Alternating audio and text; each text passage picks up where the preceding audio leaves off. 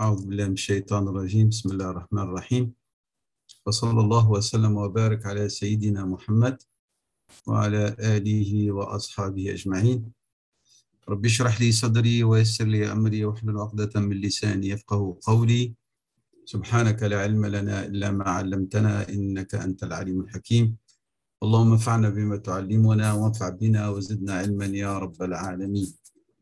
Inch'Allah Ta'ala, donc nous allons reprendre notre analyse de cette 22e station où nous parlions de Raja, de l'espoir en Allah Subhanahu wa Ta'ala, l'espoir du cœur en Allah Subhanahu wa Ta'ala.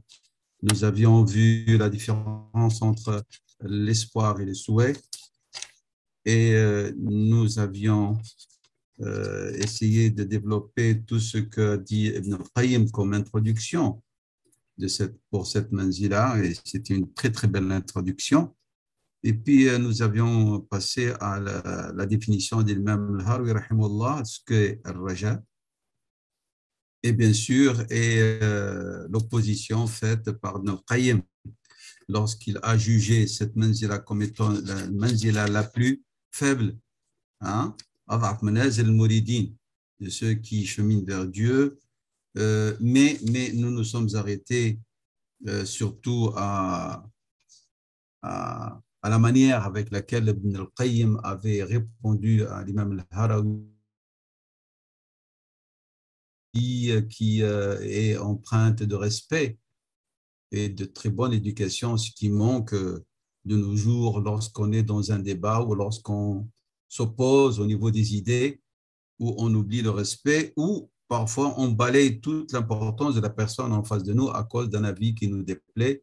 Et ça s'appelle al-insaf, que l'imam Malik rahimahullah avait jugé qu'il était devenu rare. Si à son époque il était rare, que dire de notre époque à nous, de nos jours.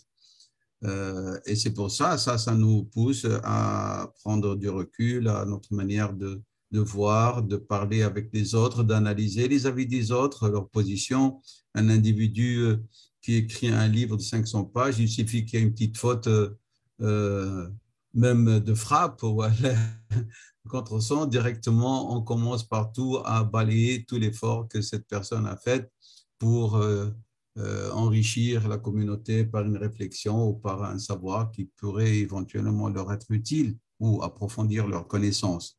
Donc, et puis, l'imam al-Harawi rahimahullah avait dit des paroles qui sont très, très, très importantes. Après avoir dit Manaz al-Mouridin, il est passé, comme vous avez vu, pour expliquer pourquoi il a pris cette position, parce qu'il a dit لأنه معارضة من وجه واعتراض من وجه آخر. Et nous avions expliqué ce qui dit al-mu'arada. Et bien sûr, toujours avec les réponses et l'avis d'Ibn al-Qayyim par laquelle il explique autrement le sens voulu de l'imam al-Harawi, parce qu'il cherche toujours à justifier les dires de l'imam al-Harawi et non pas à réfuter ou à rejeter. Et puis, قوله واعتراض من وجه آخر, il veut dire que le cœur, l'imam al-Harawi, c'est ce que nous explique l'imam Qayyim, ce que l'imam al-Harawi a voulu dire. Et quelque part aussi ce que l'imam Qayyim lui-même dit. Donc il dit, c'est comme si le cœur, lorsqu'il espère en Allah subhanahu wa ta'ala, son cœur va s'attacher à cette chose qu'il espère, à la chose qu'il espère recevoir. C'est-à-dire, ici, Ibn al-Qayyim veut nous dire que l'imam al-Harawi fait la différence entre celui qu'on espère et ce qu'on espère. Ce n'est pas la même chose. Et donc, c'est comme l'imam al-Harawi dit, il faut n'espérer que Dieu et non pas autre chose que lui. Donc, il y a une différence entre al-shay' alladhi tarjuh wa man tarjuh. Alors, lorsque tarjou shay'an, pour l'imam al-Harawi, c'est une faiblesse en vérité, dans la spiritualité. Et alors, il dit, ce genre d'individu, lorsqu'il espère que Dieu leur donne des choses. Et si leur Seigneur ne leur donne pas, ne leur accorde pas ce qu'ils espèrent, et ils sentent une certaine amertume en eux-mêmes et n'acceptent pas. Alors, cette non-acceptation au fond de soi est une forme d'opposition. Alors qu'en vérité, lorsqu'on est plus élevé dans sa foi, dans sa spiritualité, son cœur est plus attaché à Dieu, il a vu plus de lumière, et ben, même si lorsqu'il ne reçoit pas, par la confiance qu'il a en Dieu déjà, et par le fait qu'il n'espère que Dieu, cela ne va pas avoir aucun effet sur son nafs. Pourquoi? Parce qu'il s'agit de ashia, de choses.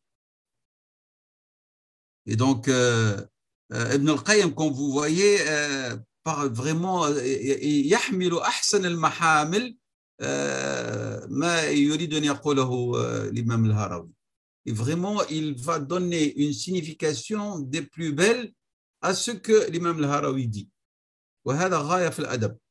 Ça, c'est vraiment, c'est le summum même de la politesse, de la bonne éducation et du respect.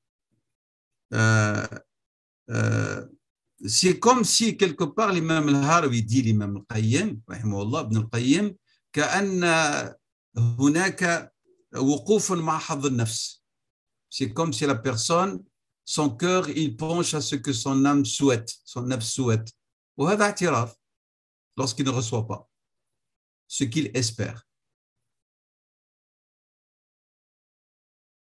Ibn al-Qayyim va répondre dans les développements que vous avez là. Donc, comme je vous ai dit, moi, qu'est-ce que je fais? Je fais une analyse, mais tout ce que je dis, ce n'est pas ma parole, hein, que les choses ne se confondent pas. Hein. C'est les paroles d'Ibn al-Qayyim, rahimahullah, d'Imam al-Harawi, que j'essaie de vous exposer, d'analyser, parfois avec d'autres exemples, d'enrichir, mais nous sommes toujours dans le cadre, et nous essayons d'être le plus fidèles à ce que Ibn al-Qayyim disait, comme commentaire, ce qu'il a écrit comme commentaire à ce qu'a dit l'imam al-Harawi, rahimahullah. Donc, Ibn al-Qayyim, il va répondre à cela et il dit, en vérité,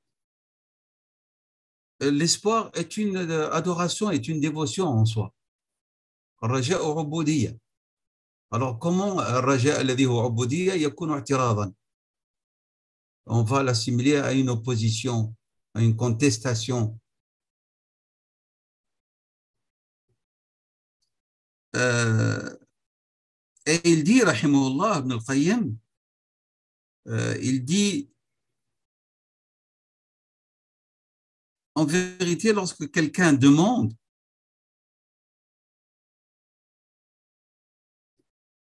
tu t'adresses à qui? Tu t'adresses à Allah, le généreux. Tu t'adresses à Allah,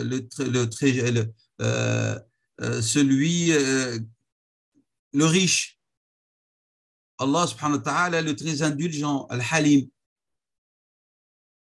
فإذا الحليم, si le Halim te donne de ses trésors, pourquoi est-ce qu'on va considérer ça comme une... et espérer qu'il te donne de ses trésors infinis? Pourquoi considérer ça comme une contestation ou comme une faiblesse? Et si Dieu subhanahu wa ta'ala n'avait pas ces noms, que lui-même, il nous a fait connaître à travers le wahi, Al-Barru, Al-Rahimu, Al-Karimu, Al-Jawadu, Al-Wadudu, Al-Afu, Al-Ghafuru.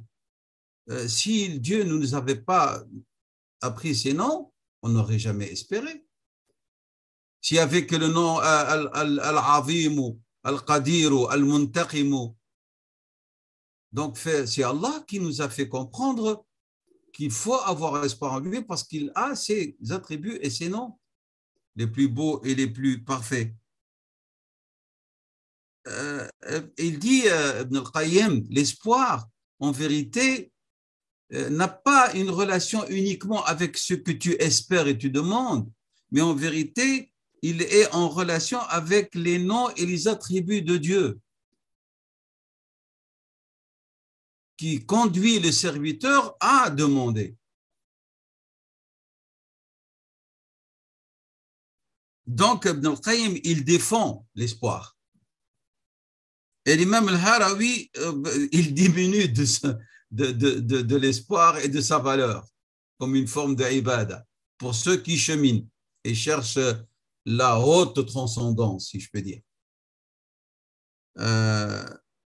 Ibn al-Qayyim, il dit, s'il n'y avait pas l'espoir, en vérité, hein, il dit vraiment le bon vent de l'espoir. Eh ben, les barques et les bateaux des actions n'auraient jamais vogué dans les mers des désirs et des volontés. C'est-à-dire, s'il n'y avait pas, il a dit, rih, le vent. Il a comparé l'espoir comme un rih, comme un vent, un bon vent qui pousse les voiliers. Il les pousse, et les voiliers de quoi? Les voiliers des œuvres, de l'a'mal.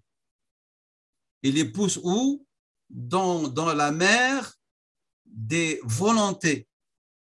Et les volontés sont des volontés contradictoires. C'est comme ça que Dieu nous a créés. إراداتنا متعارضة. وهذا خلق الله.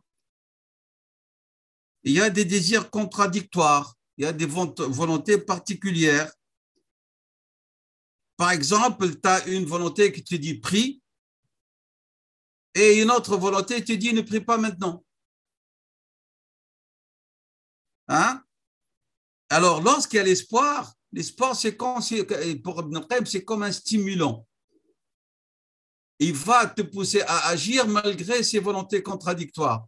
Celle qui te dit fais maintenant, celle qui te dit tu fais plus tard. Mais tu espères quoi? On ne parle pas de pardon ici. Tu espères la récompense. Tu espères l'élévation. Donc, c'est tout à fait normal que tu espères. Que tu as l'espoir en Dieu pour qu'il t'élève, pour qu'il t'accorde le paradis. Donc, on ne parle pas ici de l'espoir du pardon et de l'absolution. Non, non, on parle ici du bahr al-raja al-taraqi, puisqu'on parle d'une manzila ici. Hein.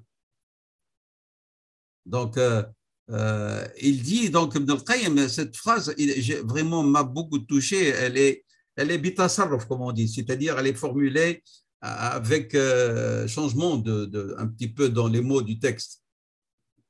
Il disait لولا ريح الرجاء الطيبة لما جرت سفن الأعمال في بحر الإرادات. بين قوسين vous écrivez الإرادات المتعارضة. أنا أريد وأريد نصلي وأريد نرتاح. أريد أن أكون كريما وأريد أن أحافظ على الدراهم. Je veux être généreux, mais je veux garder un peu de sous pour moi aussi. هذه إرادات متعارضة. أريد أن أنام وأريد أن أقوم الليل. إرادات متعارضة. فالespoir في الثواب من أجل القيام, c'est lui qui va te pousser pour t'opposer à la volonté de dormir pour te lever et faire quelques rak'at en pleine nuit. هذه هو الإنسان.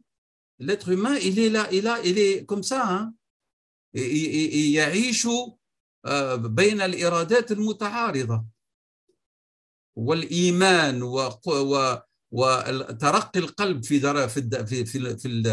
في المنازل الإيمانية تجعل إراداته تكون إرادات حول في اتجاه ما يريده الله سبحانه وتعالى. Donc, vous avez compris ces notions. Donc, Raja, c'est ce bon vent qui pousse le serviteur à avancer. Donc, هنا يقول وأما وجه الاعتراض فهو أن القلب إذا تعلق بالرجاء ولم يظفر بالمرجو اعترض حيث لم يحصل له مرجوه. C'est ce que nous avions expliqué. وإن ظفر به اعترض حيث فاته غير ذلك المرجو لأن كل واحد يرجو فضل الله ويحدث نفسه به. Chacun espère.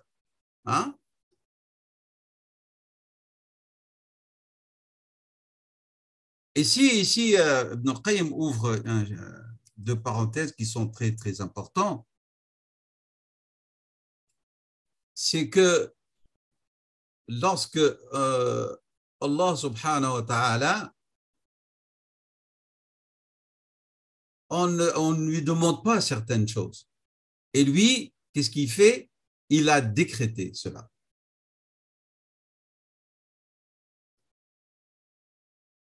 Alors il dit, il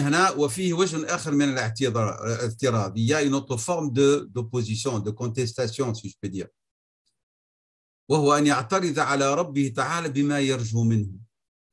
C'est qu'il donc conteste ce que Dieu décide alors qu'on lui a demandé autre chose. Parce que celui qui demande, il doit payer, on va dire, le fruit ou le prix de ce qu'il a demandé. Et bien sûr, ça, il faut beaucoup de shukr. Mais parfois, et aussi, il y a un i'tirad ala al-qadar. C'est ce que je viens de dire. Allah décide, il a décrété, et ce n'est pas conforme à ce que nous voulons, entre guillemets. Parce que nous, on ne sait pas le cacher. Là, na'lamu al-ghayb. Et le fait de contester le décret, munafin s'oppose à la vraie soumission. Parce que la soumission parfaite, c'est lorsqu'il amène quelque chose que tu n'as pas demandé. Ou lorsqu'il amène quelque chose qui est opposé au contraire à ce que tu as demandé. هذه درجة عالية. درجة عالية. C'est ce que Dieu a dit dans Sourate Al-Baqarah. Les croyants, lorsqu'ils sont atteints par une musiba, les vrais croyants, al-mustaslimuna haqqan, alladhina la ya'tariduna ala al-qadar. Qu'est-ce qu'ils disent? Inna lillahi wa inna ilayhi raji'un. Cette formule, inna lillahi wa inna ilayhi raji'un, il ne faut pas la dire uniquement lorsque quelqu'un décède. On peut la dire lorsque on attendait quelque chose et Dieu a voulu autre chose. C'est pour dire, tout ce qui m'arrive, c'est que je suis à Dieu. Moi, j'appartiens à Dieu. Et c'est vers lui que je vais retourner. Alors, pourquoi je conteste? Je suis sa création. Et si on a confiance, on doit avoir confiance en ce que Dieu fait de nous. النفق فيما يفعل الله بنا. فهذا هو الاستسلام الكامل. وهذا هو الرضا بما سبق به القضاء. Et c'est ça l'acceptation de ce qui a été prédestiné. Et donc, il doit savoir avec certitude que ce qui a été prédestiné, il l'aura très certainement.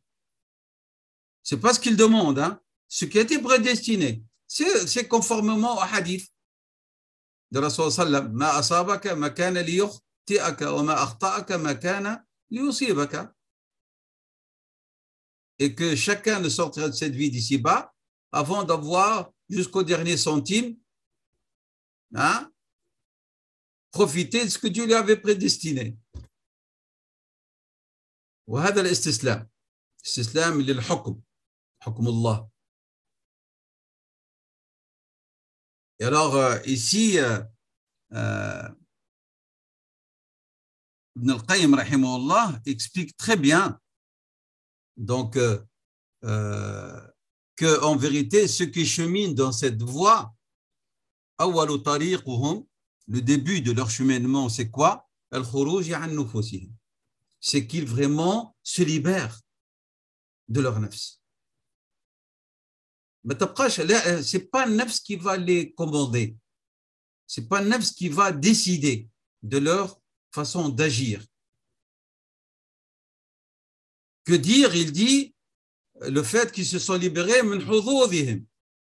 Donc, se sont libérés de leur nafs et de toute recherche de contentement, de plaisir personnel. فهم لماذا؟ لأنهم عاملون على أن يكونوا بالله لا بنفوسهم. Parce qu'ils œuvrent pour atteindre quoi? Pour atteindre ce degré où eux, ils ne fonctionnent que par Dieu. Tout ce qu'ils font, ils ne vont pas le ramener à eux-mêmes ni à leur nafs, au risque qu'elle en tire un quelconque profit. Tout ce qu'ils font, ils disent, eh ben, si j'ai fait ceci, c'est parce que Dieu subhanahu wa ta'ala m'a assisté. Donc, al-fadlu, le bienfait revient à qui? À Allah dans ce que j'ai fait. Hatta le mot j'ai, je, il l'oublie. Il dit ce que j'ai fait, c'est Dieu qui a voulu que je fasse ceci. C'est par son assistance que j'ai fait. Donc, en vérité, c'est Dieu qui, par sa volonté et non pas par ma volonté, qui a permis que cela s'accomplisse. فليست إرادتي بل هي إرادة الله.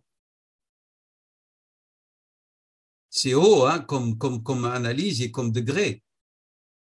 C'est-à-dire la personne, son nafs, elle est mise à côté.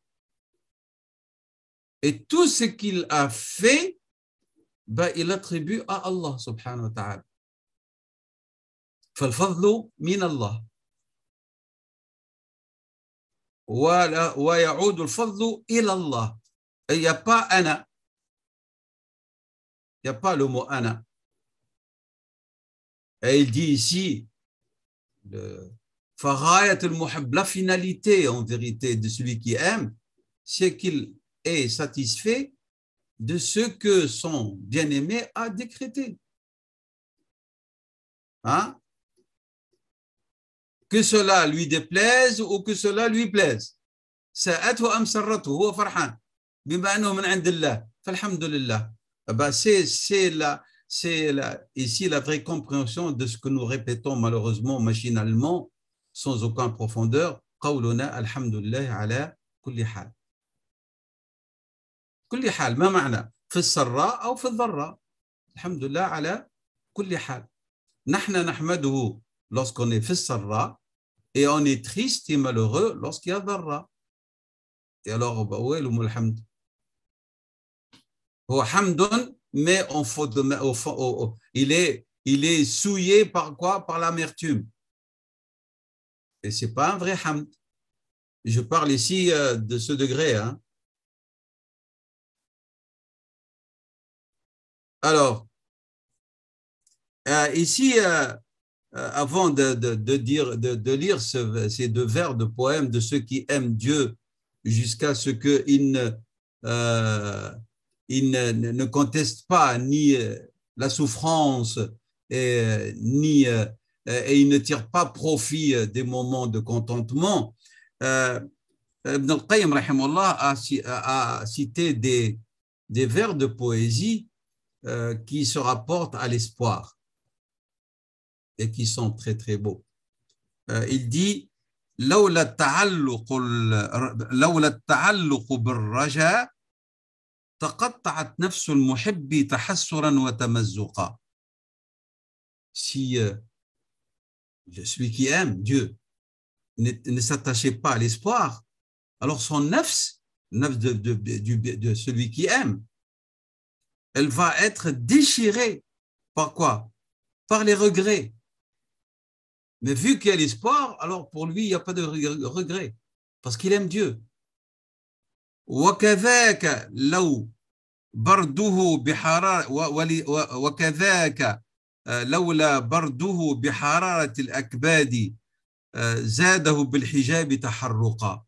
Il dit en vérité, si il y a rafraîchissement, si je peux dire, de l'effet de ce qui peut toucher l'individu, c'est quoi? C'est pas parce qu'il n'a pas reçu, mais ça parce que Dieu est voilé et s'il y a chaleur, et intensité, entre guillemets, de souffrance, ce n'est pas parce qu'il n'a rien obtenu, c'est parce qu'il n'a pas encore, le voile entre lui et Dieu n'a pas été déchiré, si je peux dire. Au niveau spirituel, bien sûr, et non pas physique. Hein.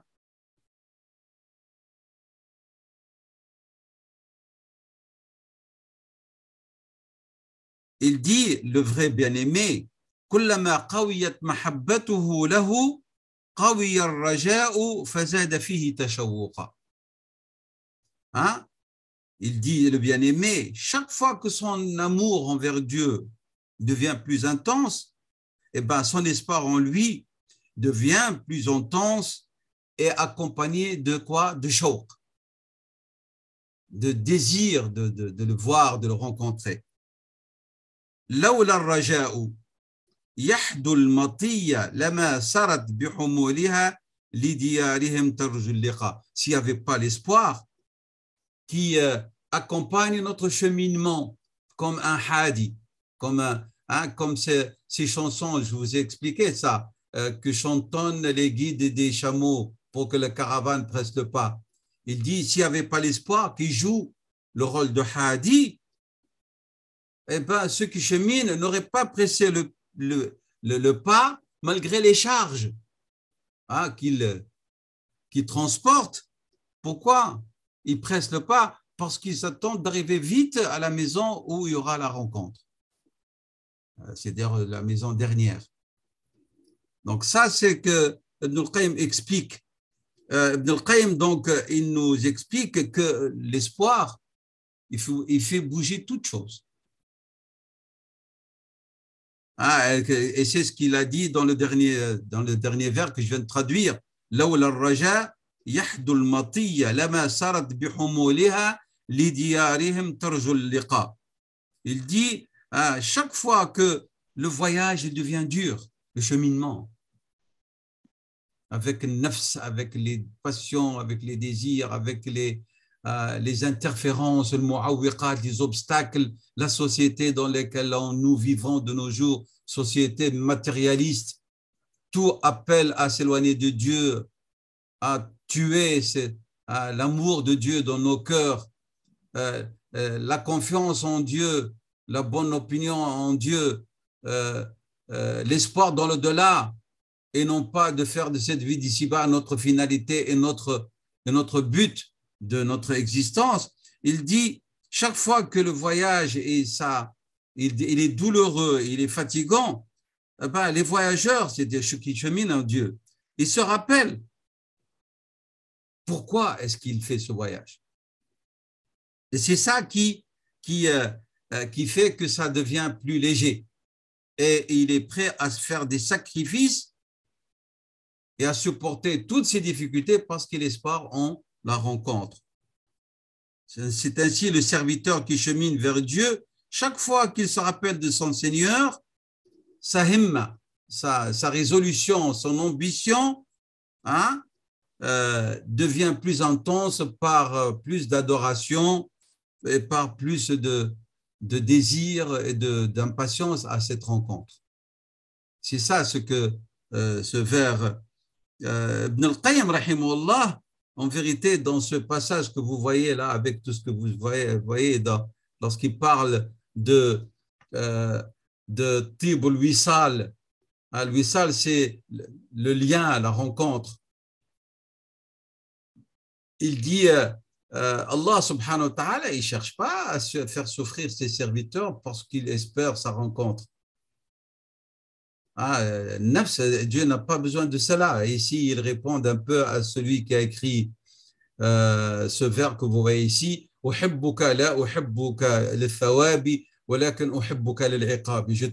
Je t'aime pas parce que je souhaite ta récompense, mais parce que je t'aime alors que tu me fais souffrir pour ta souffrance. Et il dit, et tous mes désirs, je les ai obtenus de toi, mais je n'ai pas encore obtenu quoi les délices de mon intense amour et souffrance. Et Ibn al-Qayyim répond, il dit, dans le cheminement spirituel en islam, ce n'est pas la souffrance de l'âme qu'on cherche. Ce n'est pas ça. Ce n'est pas ça le but. Donc,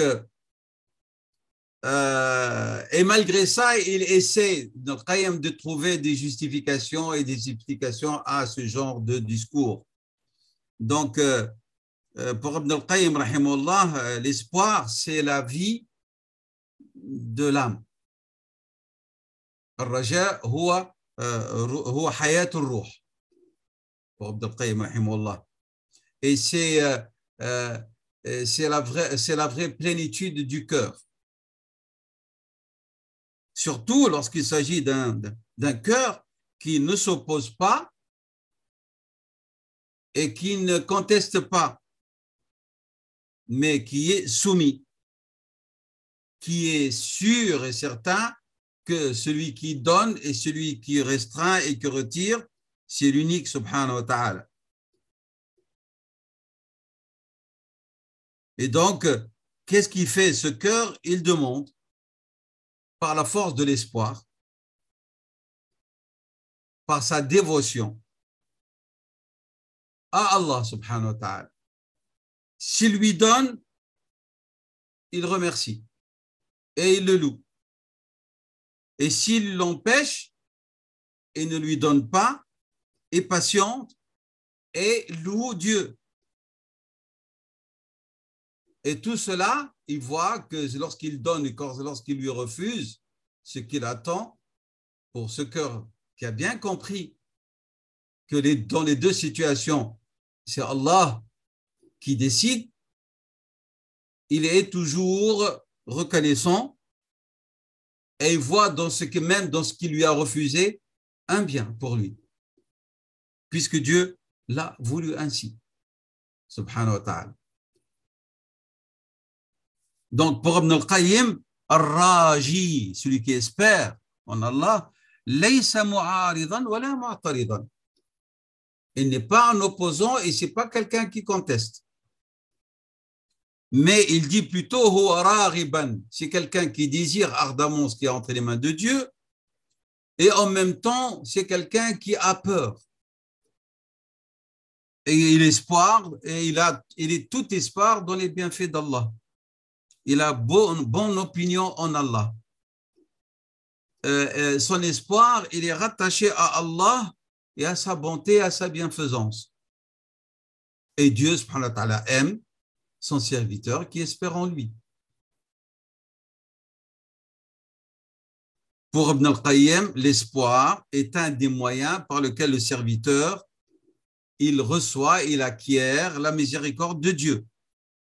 Même que l'espoir est un des moyens les plus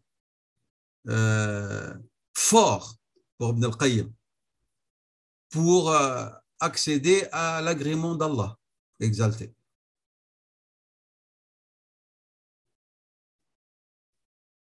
Il dit Ibn al-Qayyim, j'espère que vous allez noter cette phrase, Ar-Raji yata'allaqu bi mahboubihi, li huwa Rabb al-alamin, أن يعطيه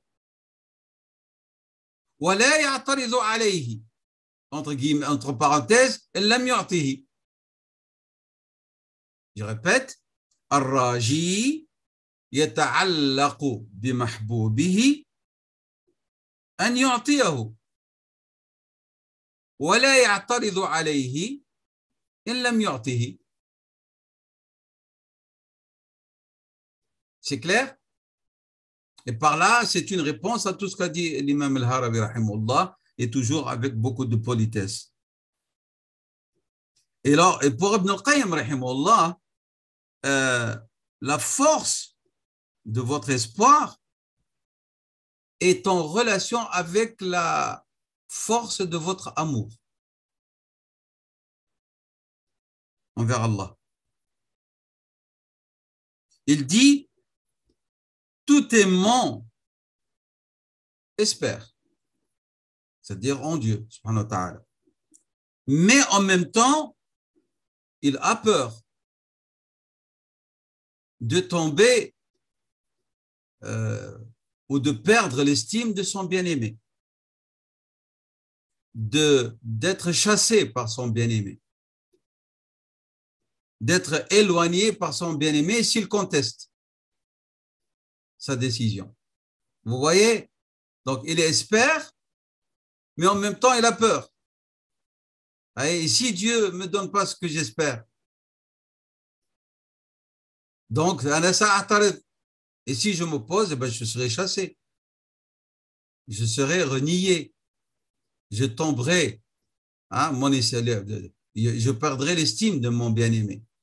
فهو خائف فإذا الراجي هو محب راج وخائف بالضرورة هو خائف nécessairement بالضرورة ça veut dire بالضرورة nécessairement c'est quelqu'un qui a peur qui est effrayé de perdre l'estime et de tomber dans les yeux de son bien-aimé, d'être éloigné s'il conteste. C'est pour ça qu'il est toujours en état de vigilance pour ne pas contester.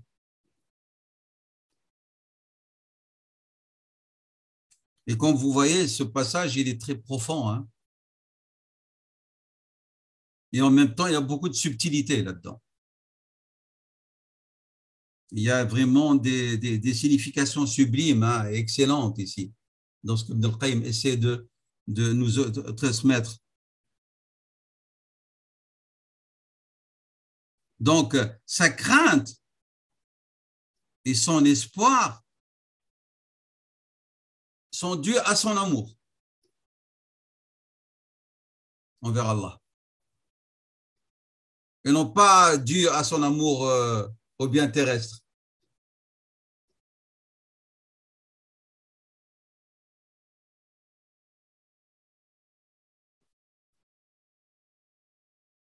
En vérité, ici, Ibn al-Qayyim nous parle de quoi? Il parle des délices de l'âme et de la joie du cœur. Le cœur qui espère qu'Allah subhanahu wa ta'ala lui envoie un regard d'agrément, d'acceptation. Et ici, il s'agit de secrets que ne peuvent atteindre que ceux qui ont réussi à atteindre les vrais secrets de l'adoration, hein, de la spiritualité. أسرار العبودية.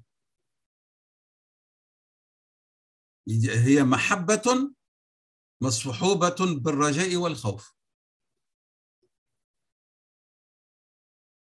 محبة ويا رجاء يا خوف.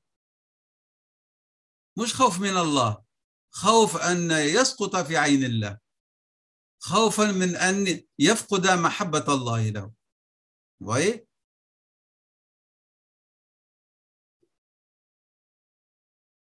Et dans le hadith Qudusi, vous connaissez le hadith sahih, Allah subhanahu wa ta'ala a éprouvé un de ses serviteurs. Alors les anges dirent, Seigneur, ton serviteur un tel vertueux, l'épreuve qu'il endure est devenue forte et insupportable. Alors Allah subhanahu wa ta'ala leur dit, j'aime entendre sa voix. Sa voix de quoi? De reconnaissance. Hamd. Ils ont dit Abdun min as-salihin. Alors, qu'est-ce qu'il va faire au moment de l'épreuve? Il va multiplier shukr wa thana wal hamd. Shukr wa thana wal hamd. Et vu que malgré l'intensité de l'épreuve, qu'est-ce qu'il fait? ولا يعترض هو يشكر ويحمد. فالله سبحانه وتعالى قال إني أحب سماع صوته كي ما به صوته يلهج بالحمد والشكر والثناء. Alors il évoque Allah, Ya Rahman, Ya Rahim, Ya Latif, Ya Shafi. Il évoque Dieu en vérité. Et c'est pour ça il y a une belle parole que l'on trouve chez Ibn al-Qayyim. Qu'est-ce qu'il a dit? Il a dit Subhana mustakhrij ad-du'a fi al-bala'i. Pureté à celui qui quoi? Il il inspire à son serviteur l'invocation en pleine épreuve. Et ce n'est même pas l'invocation Ya Rabbi Shfini uniquement, hein, ceux qui sont plus vertueux que d'autres, Nas Darajat, hein, les gens se situent en des degrés différents de salah, de la vertu. Il y a ceux qui demandent d'être libérés de l'épreuve, et il y a ceux qui demandent qu'Allah accepte leur louange et patience face à l'épreuve. Nous sommes à des degrés différents. وهذا له علاقة بقوة الإيمان وباليقين. Et lorsqu'Allah subhanahu wa ta'ala, parce que les vertueux savent très certainement, puisqu'ils sont arrivés à une élévation telle sur le plan spirituel, ils savent que lorsque Dieu éprouve un serviteur, ce n'est pas pour se venger de lui, mais pour que son serviteur espère en lui et l'évoque. Parce que Dieu subhanahu wa ta'ala n'a pas de vengeance, hein, ni de règlement de compte avec quiconque. Nos dévotions ne vont rien ajouter en son royaume, comme dans le hadith Qudsi. Et nos désobéissances et perversités ne diminuera en rien dans le royaume du Seigneur, subhanahu wa ta'ala. فالله سبحانه وتعالى لا يبتلي لكي ينتقم أبدا. Et Dieu ne tire aucun plaisir de la punition et de la sanction. Et rappelez-vous le hadith Qudsi. لو أن أولكم وآخركم وإنسكم وجنكم. Vous connaissez ce hadith, il est très beau. Et à la fin, il dit ما زاد ذلك في ملكي شيء. Et dans l'autre, il dit ما نقص ذلك من ملكي شيء. Et donc, ce qu'on peut dire jusqu'ici, c'est que Ar-Raji علق رجاءه بتصرف المحبوب له المرضي له. Donc, celui qui espère, il a rattaché son espoir dans les décisions du bien-aimé et dans ce qui plaît à son bien-aimé. Et non pas dans ce qui lui plaît à lui. Non. Al-Mardiyi lil-Mahboub. Allah irtada laka hada. Comme Allah irtada lana l'islam dina. فالله ارتضى لك. Allah ارتضى لك que tu te maries jusqu'à un terme. وارتضى لك أن après ce terme que ce n'est plus bon. Et comme tu as accepté sa décision lorsque tu t'es marié, accepte sa décision lorsque tu n'es plus marié. Allah ارتضى لك que tu as des enfants et puis il a décidé que tu n'as plus d'enfants. Allah irtada laka que tu es tombé enceinte, puis irtada laka que tu perds cet enfant. Alors qu'est-ce que tu fais? Eh bien, tatasarraf bima yurdi al-mahboub wa bima qaddara al-mahboub. Si tu aimes Dieu, plus que tout. Là, nous parlons, comme j'ai dit, à maintes reprises de la haute spiritualité qui doit avoir un impact sur notre manière d'être, de voir, de nous comporter avec les choses. Le terme chose, l'ashya, am, et ça désigne tout autre que Dieu. Toute autre chose que Dieu, subhanahu wa ta'ala. Min al-nas, من الجمادات من الحيوانات من الأشياء من المتاع إلى آخره. Ils disent ici, il dit Ibn al-Qayyim, si nous disions ce qu'il a dit, Ar-Raja, si en vérité doit être l'essence même de ce que nous demandons. Et que notre volonté doit aller dans le sens de ce que veut dire l'espoir, eh bien, c'est l'âme même. Notre volonté, c'est l'âme même de ce que va engendrer al-raja. Al-raja ou hayatu talabi, ce que tu demandes. Wal iradatu ruhuha. وَالْإِرَادَةُ, ta volonté doit être quoi? Conforme à iradatullah. Elle va dans le sens de ce que Dieu veut. Ici, nous parlons, que je répète, de la spiritualité. Il y a, Ibn al-Qayyim, il dit, il y a une différence entre celui qui, dans la vie pratique, dans le concret, exerce, il exerce la formule que nous répétons, l'acceptation, l'agrément des destinées de Dieu. Et entre celui qui prétend accepter les décrets de Dieu. هناك فرق. هناك فرق بين من يمارس الرضا بأقدار الله وبين من يدعي الرضا بأقدار الله. Par la bouche, tout le monde peut dire ça. Allahumma raddina biqada'ik. Voilà que lorsque nous sommes en face dans le concret, la différence va se faire entre الذي يرضى ويمارس, il met en pratique ce qu'il prétend être, quelqu'un qui accepte les décrets de Dieu. إذن هناك فرق بين من يمارس الرضا بأقدار الله وبين من يدعي الرضا بأقدار الله. واضح هذا الكلام؟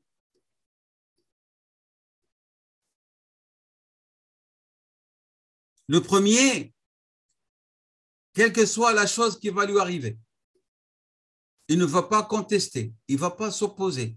لأنه راض بها. Nous sommes d'accord?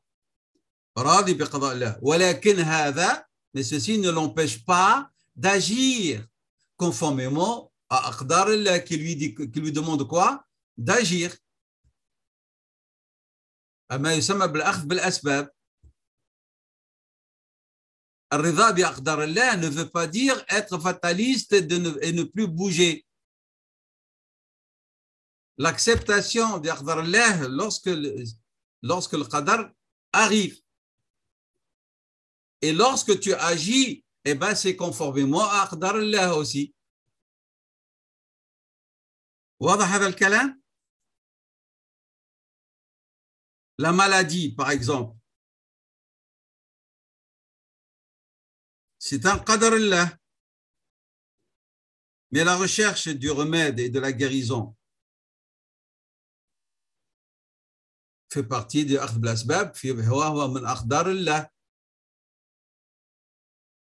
Et celui qui, au nom de l'acceptation des décrets de Dieu, refuse de se soigner, de prendre les médicaments, dans la vie d'une grande majorité du juristes musulmans, s'il décède, il est considéré suicidaire. Et il a commis un interdit. Parce que Dieu dit dans la sourate An-Nur, وَلَا تَقْتُلُوا أَنفُسَكُمْ. Et elle a dit, subhanahu ta'ala, وَلَا تُلْقُوا بِأَيْدِيكُمْ إِلَى التَّهْلُكَةِ. فَهَذَا قَدَرُ اللَّهِ.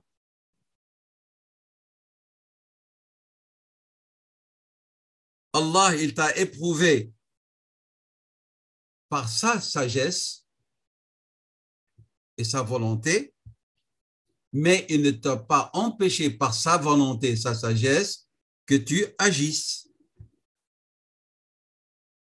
Bismillah ar-Rahman ar-Rahim wa sallallahu ala sayyidina Muhammad wa ala alihi wa sahbihi ajma'in. Il y a une parenthèse que l'imam Ibn al-Qayyim avait ouvert, qu'il a appelé shatahat.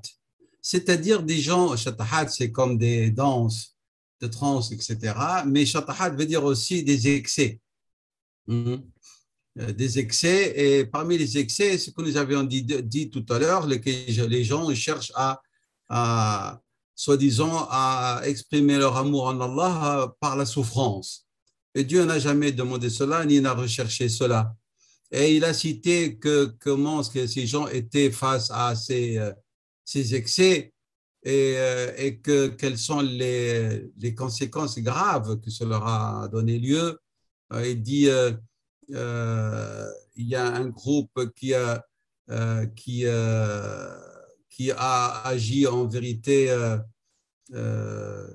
face à ceux qui ont eu ces excès en ne citant que leurs méfaits et non pas aussi à parler d'eux avec respect et louange. Et ils ont même rejeté, dénigré. Et il dit en cela, il y a un excès aussi et une transgression vis-à-vis d'eux. Et puis, deuxième groupe qui, parce qu'ils ont vu quand même des bienfaits et des puretés du cœur de ces gens et ainsi que leur force de résolution. Et alors, ils ont accepté tout ce qu'ils disent, tout ce qu'ils prétendent être. Il dit et il y a de l'excès aussi. Et la troisième, il dit ce sont les gens qui ont agi avec justesse. Ils ont dit que dans leur comportement, ceux qui ont parlé d'acceptation même de la souffrance et même du recherche de la souffrance, il dit à ceux qui et alors ce qui est sahih, ils ont dit c'est sahih, et ce qui est comportement non conforme, ils ont dit c'est un comportement non conforme, ils ne l'ont pas accepté. Et ici, il cite, je vais parler vraiment de 3 citations qui sont très importantes, c'est-à-dire les gens qui cherchent la souffrance et prétendent à travers la souffrance, ils cherchent l'agrément de Dieu, la transcendance. Il dit, alors que les prédécesseurs pieux, et aussi Ahl Suluk, les vrais, ils ont averti du danger de ces excès et d'utiliser un langage qui est incompréhensible et qui alors ici par exemple l'imam al-Qushayri il dit dans sa risala, il rapporte des positions de maîtres de la spiritualité parmi les salafs et ceux qui leur ont succédé qui avertissent de cette manière d'agir et même leur dénigrement de cette manière de penser. Alors il rapporte que Abu Sulayman al-Darani, connu, Salikin, a été vu en rêve après sa mort et on lui a posé la question « Qu'a fait Dieu avec toi ?» Il a dit « Il m'a pardonné, mais il n'y avait pas plus… il n'y a pas une chose qui m'a plus nui que le fait d'avoir suivi l'isharat, al-qawm, c'est-à-dire ces prétendus termes ambigus par lesquels on veut désigner certaines attitudes de transcendance. De même, le Qushayri, il rapporte que le Jariri a vu Al-Junayd en rêve après sa mort et il lui a dit quel est ton état, ya Abul Qasim.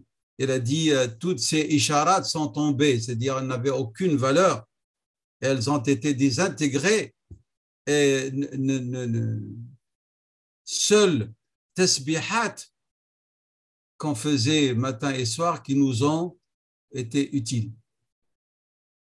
وما نفعنا إلا تسبيحات كنا نقولها بالغدوات. C'est-à-dire il ne faut pas chercher au-delà de la voix de Rasulullah sallallahu alayhi wa sallam, ni de sa manière d'être. Il dit Abu Sulayman al-Darani tu'radu alayya nuktatu min nukati al-qawmi. Nokta veut pas dire blague ici, c'est-à-dire des dires, des positions de ceux qui prétendent cheminer et cherchent l'excès. Il dit fala aqbaluha, je ne l'accepte pas que si j'ai 2 témoins honorables. C'est quoi les témoins pour lui? Le Coran ou le Kitab ou le Sunna. Si ce qu'ils disent est conforme au livre et à la Sunna, j'accepte, sinon je n'accepte pas. Et l'imam al-Junayd rahimahullah a dit madhabuna dans la spiritualité muqayyadun bil kitabi wa sunnati faman lam yaqra al-Qur'an, celui qui ne récite pas le Coran wa yaktub al-haditha, on ne doit pas la yuqtada bihi fi tariqina, dans notre voie, il n'est pas un guide ni un modèle à suivre. Voilà, ça c'est vraiment la position de ces imams de la spiritualité qui ont refusé le discours que nous entendons et qui nous plaît parfois, mais par ignorance de notre part. شوف هذا معناها il est dans la souffrance ويتلذذ et il trouve du plaisir dans la souffrance comme moyen pour se rapprocher de Dieu. Non, pas du tout. C'est pas comme ça. Et nous avons expliqué ce qu'a dit Ibn al-Qayyim, rahimahullah, ce que je suis en train de passer là, on l'a effleuré dans notre analyse. Et là, il revient de nouveau à des excès de la part de certains. Et donc, tout cela, si vous voulez le lire pour plus d'approfondissement, faites-le. Vous avez quand même la copie. Et donc, ici, nous allons reprendre où nous sommes arrêtés.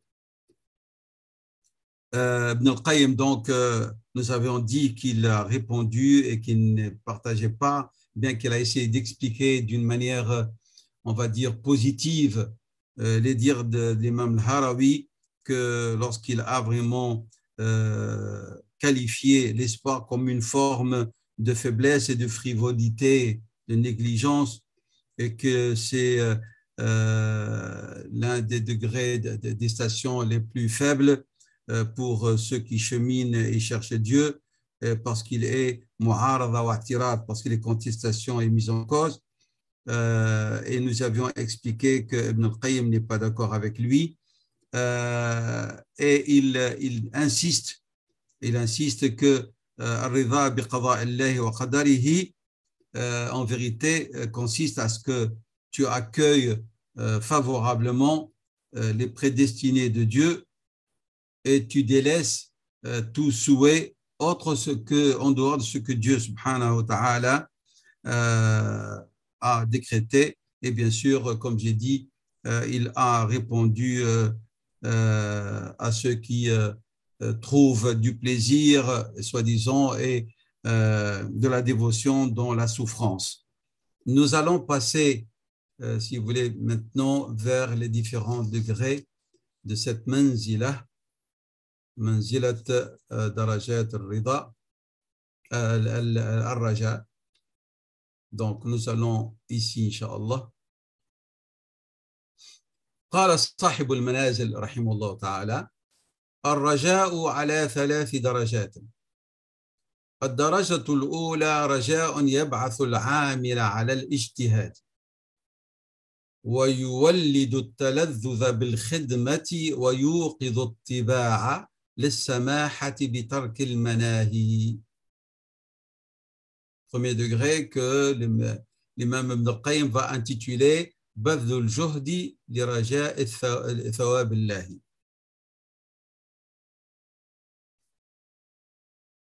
Donc,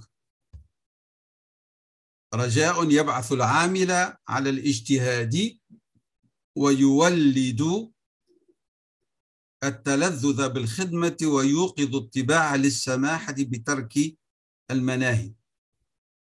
Ça veut dire quoi? Bien sûr, ce qui est sûr, c'est que Ar-Raja, l'espoir, doit te pousser à l'action. Contrairement à ce que beaucoup de gens comprennent de ce que veut dire Ar-Raja.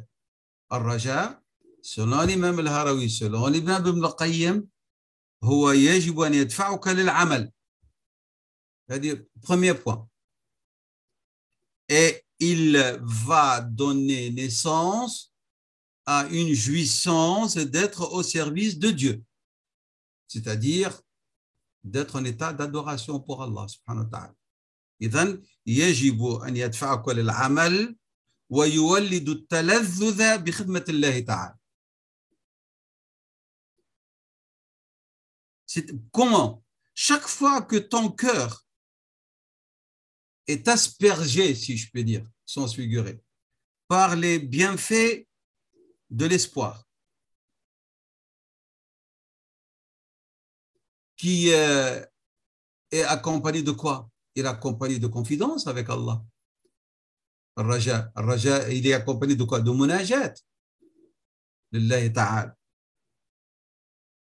Al-Raja veut dire qu'il y a une intimité avec Allah. Ons billahi ta'ala. Et bien, chaque fois que l'intensité de ton raja est intensifiée par quoi? Par ces moments de confidence et d'intimité, et ben, tu vas sentir plus de quoi? De jouissance spirituelle par cette action. Parce que anta tarjullah, nihayat, les finalités de cet espoir, quoi? C'est Allah. Tu espères en lui, subhanahu wa ta'ala. Et lorsque tu espères en lui, tu espères en quoi? Tu espères aussi à sa récompense, à la bonne fin. قوله ويوقظ اتباع بالسماحة بترك المناهي. C'est-à-dire, il y a des choses que nous aimons, que notre âme aime, comme le mal, l'awlad, le zawj ou le zawja. Et cela fait partie de la nature de l'homme. C'est notre prophète, sallallahu alayhi wa sallam, wa ma adraka ma rasulullah, sallallahu alayhi wa sallam. Il a dit, hubbiba ilayya min dunyakum thalath. Il a dit, de cette vie que vous avez, trois choses me sont aimées. Et il a cité, donc, at-tib, le parfum, le bon parfum, et le fait de se marier. Et il a dit, wa ju'alat qurratu ayni as-salat. Mais la prunelle de mes yeux, c'est la prière. Le fait que tu espères dans l'au-delà, yaj'aluka tatruku, il va te pousser à délaisser, que tu délaisses, c'est de l'arabe littéraire. Hein? Laisse samaha dans le sens que nous entendons dans les discours et les rencontres interreligieuses. Samahat al-Islam, la tolérance. Non, non, non, c'est pas ici. Ça pas. Ici, samaha, samiha fi shay'i, c'est-à-dire le délaisser. Et tu demandes à ton nafs qui va dire oui, je délaisse de bon cœur. Donc, l'espoir dans l'au-delà va te pousser à délaisser ce que tu aimes, ce que tu apprécies. Samahatan tastasmihu nafsaka. Tu demandes à ton nafs, entre guillemets, comme si tu lui dis, s'il te plaît, délaisse ce qui t'est permis pour un mahboub plus grand, plus important. Hein? Les mahbouben huwa ahabba ilayha. Tu dis à ton nafs, délaisse les parfums, délaisse l'amour de la femme, délaisse l'amour de l'homme, délaisse l'amour de la vie d'ici-bas, pour quelque chose en vérité, lorsque tu es purifié au mon nafs, tu l'aimes plus, c'est Allah. Et c'est vrai, nafs, lorsqu'il est travaillé, elle arrive à aimer Dieu plus que tout, puisqu'elle elle arrive à un degré où elle est prête à se sacrifier pour l'amour de Dieu, comme pour le djihad, comme les compagnons l'ont fait, radiallahu anhum. Lorsqu'ils se sont mis comme un bouclier pour protéger Rasulullah sallam lors de la bataille de Uhud. Qu'est-ce qui leur a fait faire ça? Alors que leur nafs, elle est aimée par eux. Mais ils étaient prêts et ils l'ont fait, sacrifier leur nafs qui aiment la vie, la douceur de la vie, pour un amour plus grand, l'amour de Dieu et de son prophète, sallallahu alayhi wa sallam, pour l'amour de ce qu'il y a entre les mains, ce qui est entre les mains de Dieu, son paradis, sa demeure éternelle, la vision d'Allah, subhanahu wa ta'ala. Hein? Donc, yatrukuha mahabbatan, il va délaisser tout cela, mahabbatan, à ce qui est entre les mains de Dieu. Vraiment, il délaisse ce qu'elle aime et en surcroît, elle délaisse ce qui est interdit, al-muharramat. C'est ça ce qu'il voulait dire lorsqu'il a dit قوله ويوقظ اتباع للسماحة, il va éveiller ton nafs à quoi? À délaisser يستسمحها في المباح وترك المناهي, et délaisser les interdits. C'est clair? هذه الدرجة الأولى, c'est-à-dire un espoir qui va pousser العامل, le serviteur qui chemine, على الاجتهاد, multiplication dans la dévotion, يجتهد في العمل, parce que ويتلذذ بالعمل لأن نهايته هي الله وثوابه وتجنبه وعواقب الثواب qui sont la demeure éternelle, et en même temps الرجاء يولد التلذذ بالخدمة, il va tirer une jouissance en étant au service de Dieu par la dévotion, et il va réveiller son âme à ce qu'elle choisisse ce qui est le plus important, ce qui est la finalité la meilleure, malgré que dans sa nature, c'est qu'elle aime les choses, comme a dit le hadith de Rasul sallam, il va demander de délaisser ce qu'elle aime alors que c'est permis pour la finalité recherchée, et en même temps, bien sûr,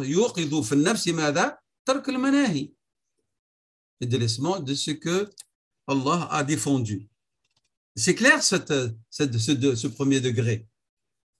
Deuxième degré de Raja, il a appelé ça Raja ou Arbab al-Riyadat, l'espoir de Arbab al-Riyadat. Raja ou Arbab al-Riyadiyat ou Riyadat, أن يبلغوا موقفا تصفو فيه هممهم برفض الملذوذات ولزوم شروط العلم واستقصاء حدود الحمية. Bien. Arbab al-Riyadat, les gens qui s'adonnent à la spiritualité, al-mujahada. On les appelle al-Riyadiyat ou al-Riyadat. Il a dit ici, Ibn al-Qayyim, pour expliquer, il a dit هم المجاهدون لأنفسهم بترك مألوفاتها. Ils vont délaisser, c'est ceux qui vont faire le jihad de leur nafs pour qu'elles délaissent ce qui est habituel, c'est-à-dire des choses à lesquelles ils se sont habitués parmi le halal, hein? On ne parle pas de haram ici. Alors, les choses habituelles, qu'est-ce qu'ils vont faire? Ils vont les délaisser pour qu'il n'ait pas d'emprise sur eux, sur leur nafs.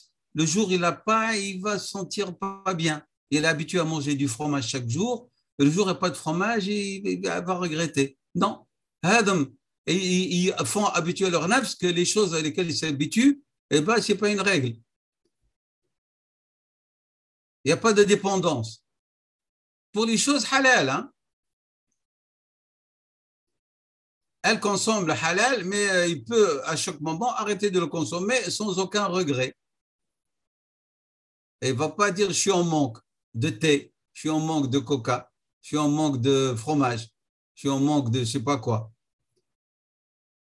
Moi, j'ai banalisé, hein, j'ai rabaissé la discussion. ولكن هو الفكرة هو أنهم يتركون أشياء ألفوها وتعودوا عليها من الحلال. Mais ils ne mettent pas leur nafs comme otage à ce qui a été devenu habituel.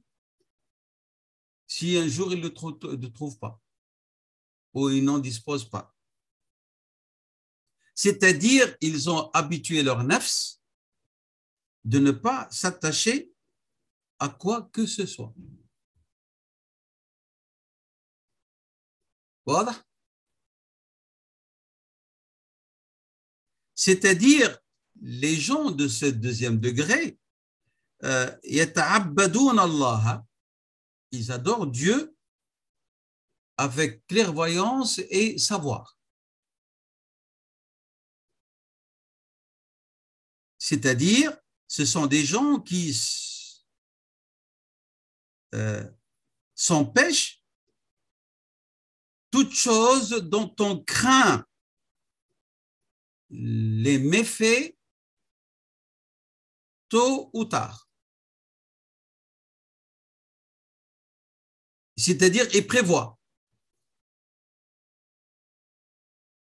C'est ce qu'il a dit ici, c'est ça le himya.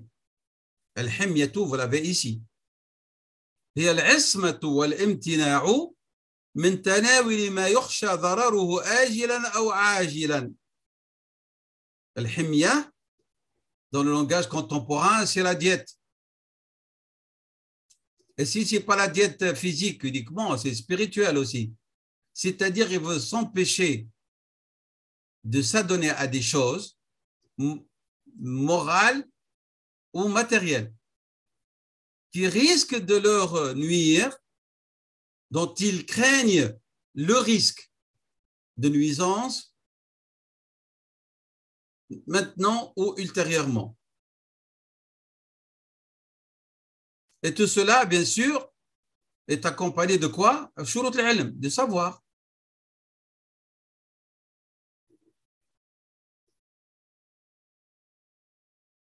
Si on veut analyser en deux mots ce passage, ce sont des gens qui se sont dégagés de l'impact de tout ce qui est délicieux moralement ou physiquement pour n'avoir de préoccupation qu'Allah subhanahu wa ta'ala. فهم تجردوا من الهم من الالتفات إلى الملذوذات. Pourquoi? Parce qu'ils ont pu cerner tous les éléments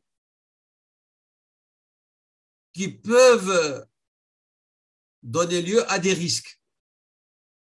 Vous voyez? Donc, il y a connaissance du contour de la question qu'ils délaissent alors qu'elle est halal. Parce qu'ils disent, ils prévoient que peut-être cela peut donner lieu à une nuisance, et la nuisance extrême pour Ahl al-Mujahada, c'est l'éloignement de Dieu, subhanahu wa ta'ala, et l'attachement à tout autre que lui. ولذلك, il a dit, l'imam al-Harawi, et Ibn al-Qayyim a expliqué, والاستقصاء في تلك الحدود, c'est-à-dire vraiment la recherche à connaître les limites, les contours de cette question par un effort, badl al-juhd fi ma'rifatiha ilman, et bien sûr, wa akhdh al-nafsi, et imposer à la nafs de s'arrêter à rechercher cette chose, à la demander. Même si elle ne porte pas de nuisance matérielle, physique, ils vont dire à nafs, ton attachement va diminuer à cette chose de ton attachement envers le bien-aimé, subhanahu wa ta'ala. Et ça, c'est un risque pour ahlu al-mujahadati. La diminution de leur attachement, de leur préoccupation de Dieu, subhanahu wa ta'ala. C'est clair, ce deuxième degré? Bien. Le troisième degré, a dit Ibn al-Qayyim rahimahullah, en expliquant la position de l'imam al-Harawi, et j'espère, Inch'Allah, terminer cette manzla aujourd'hui pour que la prochaine fois nous commencerons Manzilat al-Raghba, le vif désir, Inch'Allah. Et donc, il a dit ici, Ibn al-Qayyim, ad-darajatu al-thalitha, raja'u arbab al-qulub. Quel est l'espoir des gens qui s'intéressent, qui se focalisent sur leur cœur? قال الإمام الهروي رجاء أرباب القلوب وهو رجاء لقاء الخالق الباعث على الاشتياق المبغض المنغص للعيش المزهد في الخلق. C'est très clair ici, ça. Si vous lisez convenablement, vous allez saisir vraiment ce qu'il dit. Raja'u arbab al-qulub, comment est-ce qu'il est? Le raja, c'est liqa'u al-khaliq, subhanahu wa ta'ala. Et ce raja, de rencontrer le Seigneur, est déterminant et il les pousse à quoi? Al-shawq, à rencontrer le Seigneur, le Créateur. Et il va leur rendre cette vie amère. Elle n'a pas de goût. hein, elle doit être délaissée, ainsi que la création, et ni la recherche des hommes et de leur contentement et de leur accord, ou même le louange. Hein, au fa'lan, lorsque tu commences à avancer dans la spiritualité, la création et ce qu'elle contient devient relative, sans importance.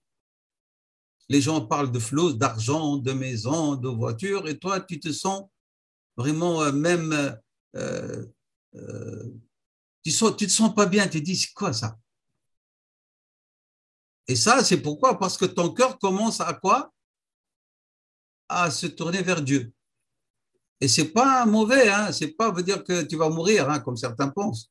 Ah, je pense qu'à Dieu, c'est dire, c'est un signe que je vais mourir. Mais non, ça, c'est un signe que ta spiritualité est en train de s'élever, puisque la matière, elle devient tellement petite et relative par rapport à ton intérêt. Et ton intérêt, c'est-à-dire, c'est que tu te focalises sur le sens de ton existence, en vérité, et sur ton devenir, qui est ta finalité, qui est notre finalité réelle. Et donc, ici, Ibn al-Qayyim, vraiment, il a défini, ou l'imam al-Harawi, cette daraja thalitha, en deux mots, c'est l'espoir de ceux qui cherchent, qui aiment rencontrer Dieu, de ceux qui aiment et recherchent la rencontre d'Allah. Daraja thalitha wa raja'u man yuhibbu Allah, c'est l'espoir de ceux qui aiment Dieu et aiment la rencontre de Dieu.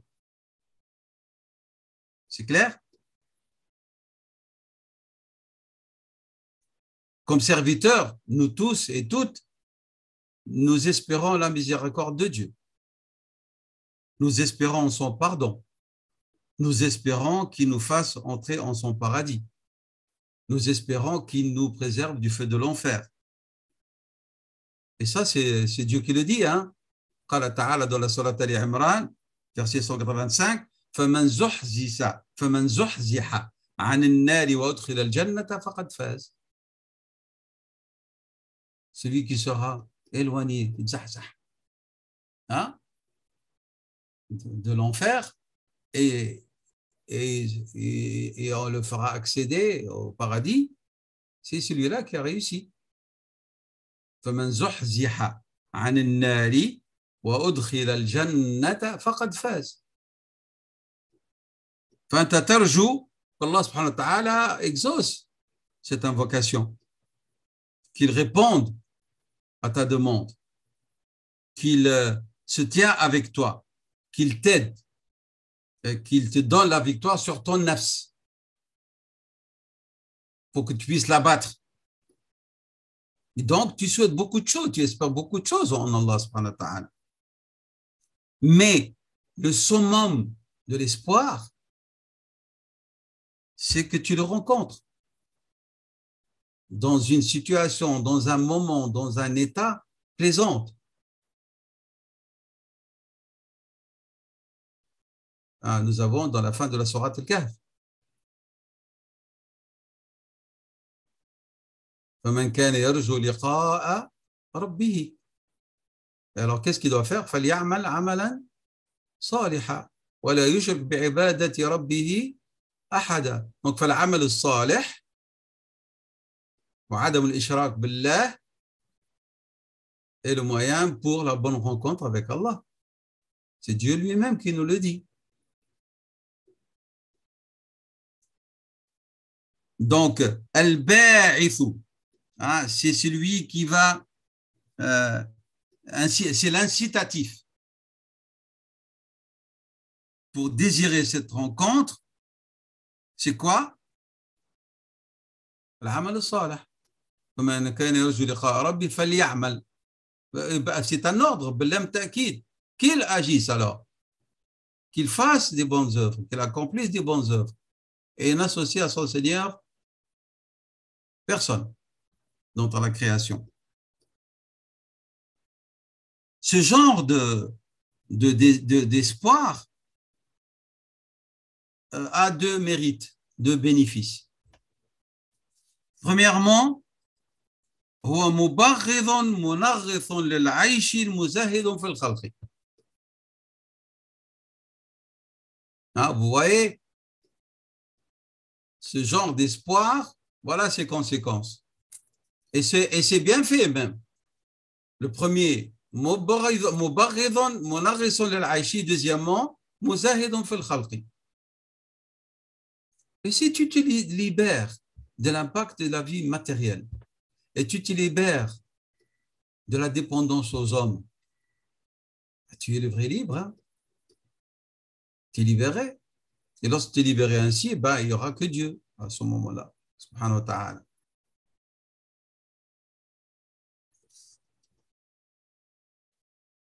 Qu'est-ce qui va se passer? Toute chose dans cette vie, même s'il l'acquiert, il la voit comme quelque chose sans grande importance. Un verre qui se casse, tu ne vas pas faire la guerre mondiale. Une assiette s'est cassée, tu l'as achetée, elle est belle, tu ne vas pas faire la guerre mondiale et torturer ton enfant parce qu'elle a cassé une assiette. Parce que tu aimes un vase, parce que tu l'as acheté à 100 €. Tu peux lui donner le sermonner pour lui apprendre l'éducation, pas de gaspillage, mais n'en fais pas un dilemme, tu en parles pendant 5 mois. C'est un objet rare, j'ai acheté, il a été cassé. Lorsque un tel te rencontre ou un tel te rencontre, tu répètes la même histoire. Ça veut dire que ton cœur est attaché aux objets.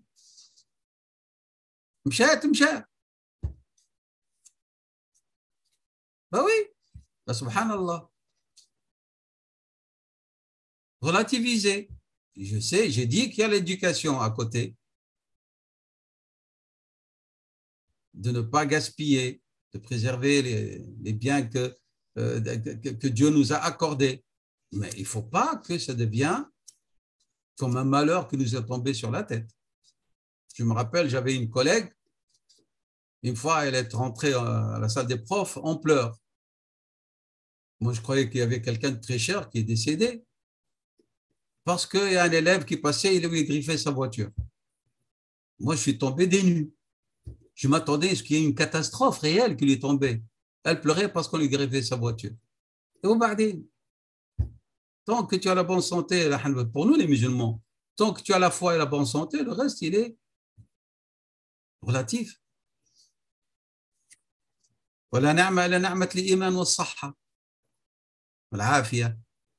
Donc, c'est pour ça qu'en vérité, Rasulallah dans le hadith Qudusi, rapporté par Ibn Hibban al-Bukhari, il a dit إذا أحب العبد لقاء الله, lorsque le serviteur aime la rencontre d'Allah, أحب الله تعالى لقاءه, Dieu aime sa rencontre.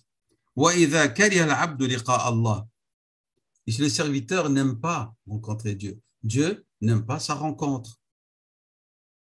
Il faut avoir le comportement de Sayyidina Moussa alayhi salam dans la sourate Taha, le verset 84. قال موسى وعجلت إليك ربي لترضى. Je me suis pressé, Seigneur, pour venir à ta rencontre pour que tu sois satisfait de moi. وعجلت إليك ربي لترضى. Et ceci, dans cette attitude-là, au niveau du cœur, nous sommes à des degrés différents. نحن درجات. Ce genre d'espoir est un incitatif pour le désir de rencontrer Allah subhanahu wa ta'ala. Et il va te détourner de la création. Ton seul souci, c'est Allah subhanahu wa ta'ala. Tu peux rencontrer un ministre et ça n'a pas d'effet sur ta personne. Tu rencontres un président, tu rencontres une personne habituelle. Et non pas tu commences à trembler devant lui, devant elle. Hein? Rabbi subhanahu wa ta'ala, il a relativisé l'importance de Sayyidina Isa alayhi salam et de Sayyidina Maryam alayhi salam. Il a dit Isa et sa mère, ils mangeaient la nourriture pour dire, et après ils devaient aller aux toilettes. كان يأكلان الطعام. Regardez la politesse de Dieu pour nous parler des choses. Il n'a pas dit et il devait aller. Non, il a dit la déduction, elle est simple. C'est des humains, une fois qu'ils mangent, ils sont obligés d'aller se débarrasser. Alors, comment est-ce que vous en faites des divinités avec Dieu? Ceux qui ont cette faiblesse. C'est clair? Donc, tu dois comporter avec ces gens que tu rencontres, même s'ils sont des notables, comme étant des gens ordinaires. Ils ont une fonction, mais des humains comme toi et comme moi qui ont leurs faiblesses, leurs soucis, leur tristesse, ils tombent malades, ils pleurent, etc. Leur fonction ne doit pas te faire oublier que tu es devant un humain comme toi. Et c'est pour ça qu'Ibn al-Qayyim, rahimahullah, va par ce sous-chapitre ici, qu'il a appelé est-ce que le désir et l'impatience de rencontrer le bien-aimé s'estompent par la rencontre du bien-aimé? C'est très beau, hein?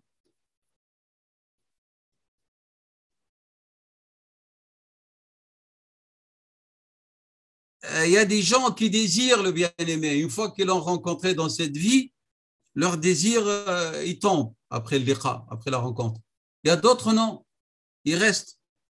Et bien sûr, c'est-à-dire, c'est une situation psychologique qui dépend de l'état psychologique de l'aimant et de la valeur du bien-aimé dans son cœur, sa portée. Il dit, et les gens dans cette vie, ils sont à des degrés différents. Il dit, seuls ceux qui désirent impatiemment la rencontre de Dieu, une fois qu'ils l'ont rencontré, leur désir et leur souhait de le rencontrer ne s'estompera jamais. Parce qu'ils ne seront jamais rassasiés de cette rencontre. Parce que tu vas être ébloui par l'éclat de l'aimer. Une fois que tu as rencontré ton aimé, tu vas être tellement épris par sa magnificence que tu ne te lasseras jamais de cette rencontre.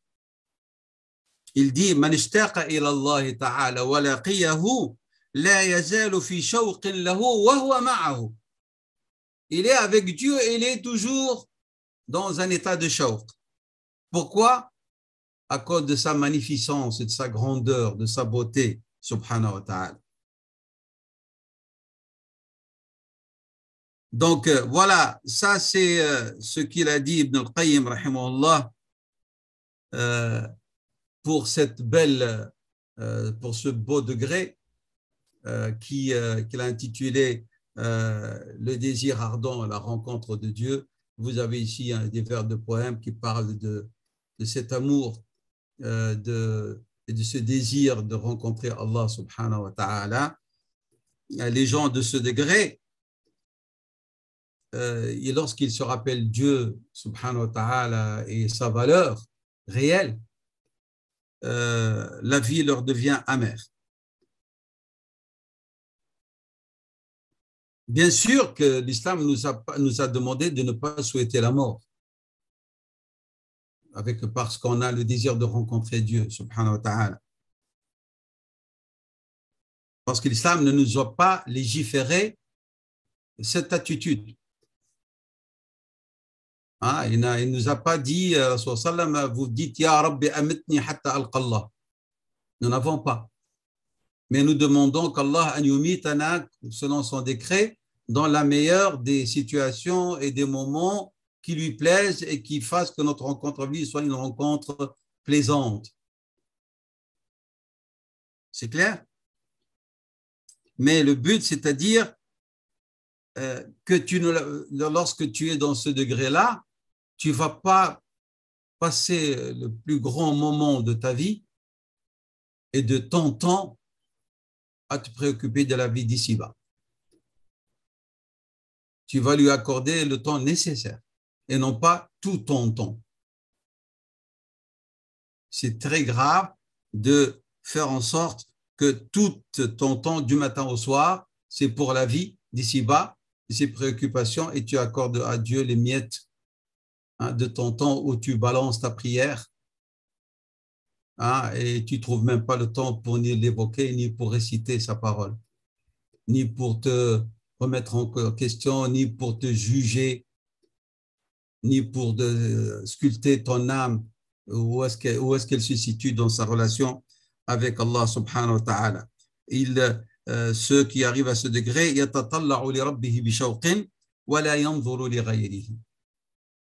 il n'aura pas son cœur tourné vers, le regard de son cœur tourné vers quiconque d'autre, autre qu'Allah subhanahu wa ta'ala. Wallahu a'lam.